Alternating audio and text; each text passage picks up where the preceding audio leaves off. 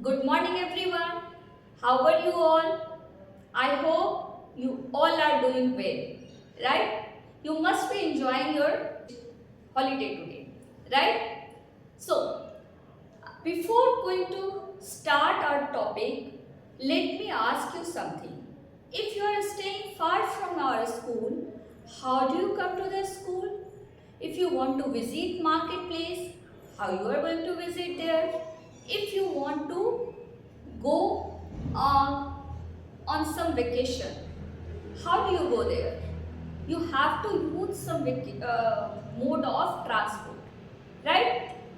Maybe by air, right? By land, by road means by train, right? So all these things are come under the transport, right? Okay. I hope you must have understood now what is the topic today. So today's topic is transport and communication.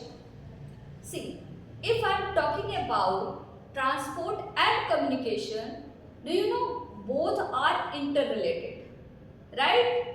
Both transport and communication both are interrelated. I am not talking about today's day, okay? I am talking about early days when the communication was not so easy, when telephone was not there, when letters or postal things were not invented. In those days, people used to go from one place to another place to convey their messages, to give their messages, to communicate, right? So this way they were using the transport to communicate their message. Understood? So this way you know that both are interrelated.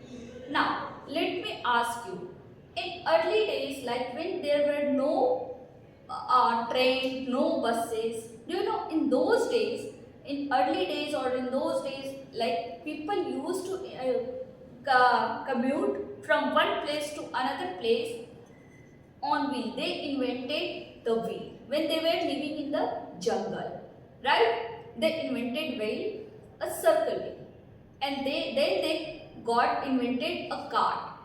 After that period, they have explored the animal. They started using animal also, and before this wheel also, basically they were using animal, and then they invented this wheel. Or after that, they used their animals to connected their animals to the wheel, and then they used to carry their load or themselves, right? So this way basically transport has been started, right? Now let me take you after that, okay? Now need for transport. What is the need for transport? To commute from one place to another place. ठीक है, for any movement, if you want to go one place to another place, like in the business, like if you want to buy something, if you want to sell something, if you are setting up an industries, then also you have to carry the load, like you have to get the raw material, and then you have to transport or you have to sell those finished good into the market, right? So this way need of the transport has been generated. Now that is the reason we call it lifeline of any country. It helps in the growth of economy, right? Economy of any country. If your transport system is strong, it means your economy is going to be strong, right? Now, let's come towards means of transport. I am not talking about means. Meaning means nahi. Here types of transport. Okay? Type of transport. So, there are three types of transport. First is land, second is water, and third is air transport. Right? See, most of us are using the land transport. Why? Because it is very convenient. Now, if we talk about land transport, here we have two kind of transport, roadways and railways. Railways means what? Railways means track. This is a bit expensive, right? Roadways is also, it is expensive to make, and then it is way more expensive to maintain those roads, right? But still, this is the need of our industry, of our country, and lifeline also.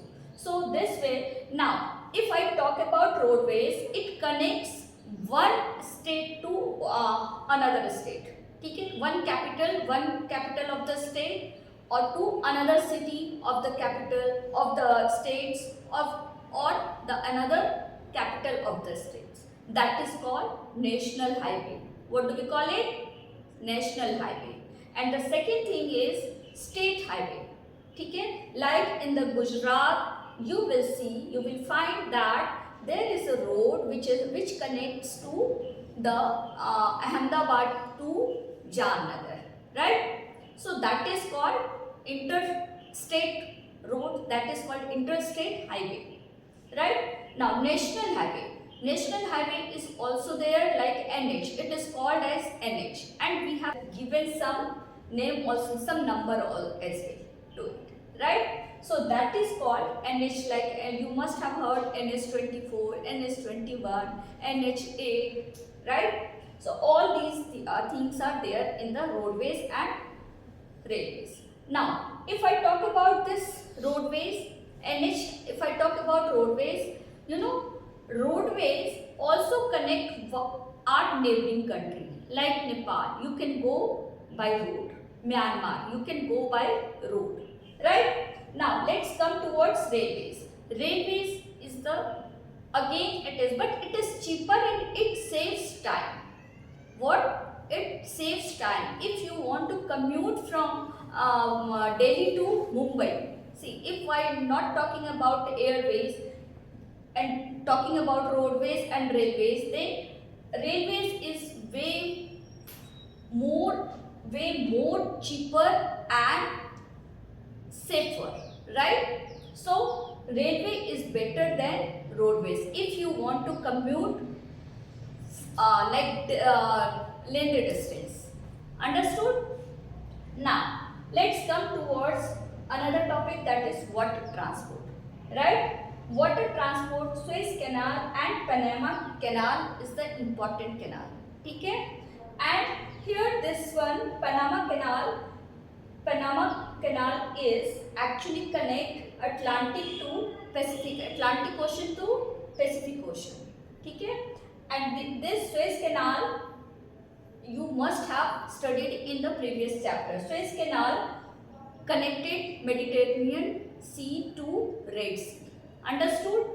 Now, in India, if I talk about India, here we have 111 national waterways, right? Here we have 111 national waterways, right?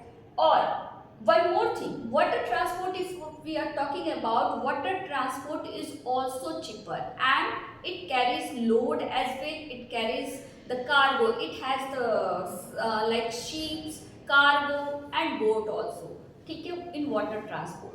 And cargo is to carry the load, okay, the big machine, the big aeroplane machine or the buses, right, from one country to the another country. So cargo we use to transport the heavier load, and ships and boats are used to carry the people, right? And Suez Canal is the busiest port. Why? Because it is in the Europe and Africa, right? So it is the busiest, or we can say for the purpose of